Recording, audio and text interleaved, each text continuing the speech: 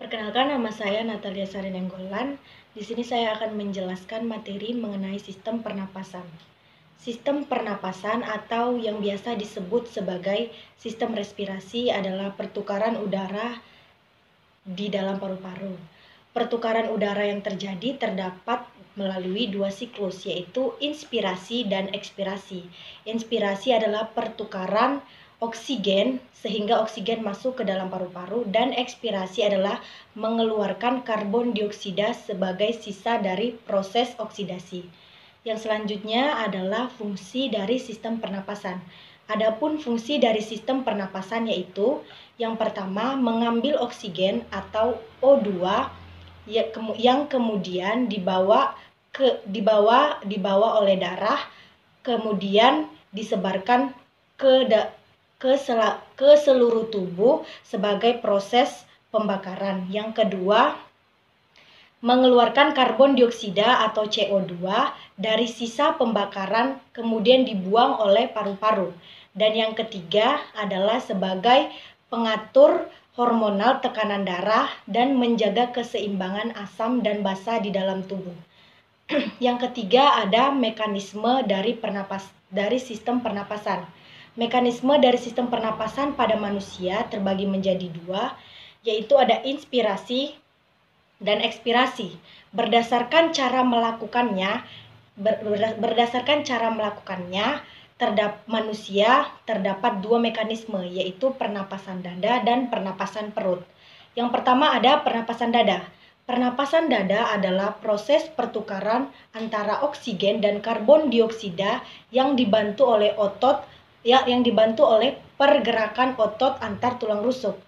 Adapun pada proses pernapasan dada ini terbagi juga menjadi dua siklus, yaitu inspirasi dan ekspirasi.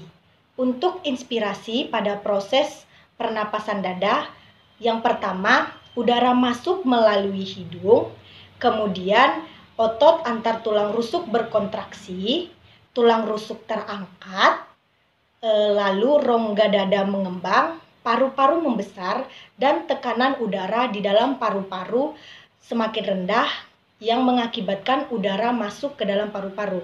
Sedangkan untuk ekspirasi pada proses pernapasan dada, yang pertama otot antar tulang rusuk berelaksasi, tulang rusuk turun, rongga dada dan paru-paru mengecil, dan tekanan udara di dalam paru-paru semakin tinggi sehingga mengakibatkan udara keluar dari paru-paru. Yang kedua adalah pernapasan perut. Pernapasan perut juga merupakan proses pertukaran antara oksigen dengan karbon dioksida yang dibantu oleh otot diafragma perut. Untuk proses pada pernapasan perut ini juga terbagi menjadi dua siklus, yaitu ada inspirasi atau masuknya udara dan ekspirasi atau keluarnya udara.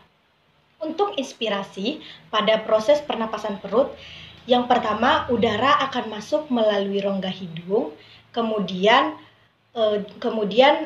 otot diafragma akan berkontraksi, selanjutnya diafragma akan mendatar, lalu volume rongga dada akan membesar sehingga udara dapat masuk ke dalam paru-paru. Sedangkan untuk proses ekspirasi atau proses pengeluaran karbon dioksida, otot diafragma akan berelaksasi, diafragma akan melengkung ke arah rongga dada, volume rongga dada mengecil sehingga udara akan keluar dari paru-paru melalui rongga hidung atau mulut. Itulah mekanisme dari sistem pernapasan pada manusia. Yang selanjutnya adalah alat-alat pada sistem pernapasan pada manusia. Alat-alat sistem pernapasan yaitu ada rongga hidung, kemudian ada faring, kemudian ada laring, selanjutnya itu adalah trakea, kemudian ada bronkus, kemudian ada bronkiolus, alveolus, lalu ke paru-paru. Untuk proses masuknya udara ya harus melewati Yang pertama itu adalah alat pernapasannya, yaitu rongga hidung. Nah, di dalam rongga hidung terdapat bulu-bulu hidung atau rambut-rambut halus, di mana rambut-rambut ini akan menyaring partikel-partikel debu yang ikut terhirup atau udara yang kita hirup. Selanjutnya itu di dalam bagian hidung juga terdapat yang namanya konka atau selaput lendir. Konka berfungsi untuk menghangatkan udara yang masuk ke dalam rongga hidung. Setelah melalui rongga hidung, udara akan masuk ke dalam faring. Nah, faring ini adalah saluran yang menghubungkan antara rongga hidung dengan mulut. Setelah melalui di ujung faring terdapat yang namanya epiglotis. Epiglotis adalah katup yang berfungsi menutup saluran pernapasan ketika kita sedang makan ataupun minum, dan menutup saluran pencernaan ketika kita sedang berbicara atau bernapas. Setelah dari faring, udara akan masuk ke dalam laring. Laring adalah katup yang menghubungkan antara faring dengan trakea. Setelah dari laring, udara akan masuk ke dalam trakea. Nah, trakea adalah saluran panjang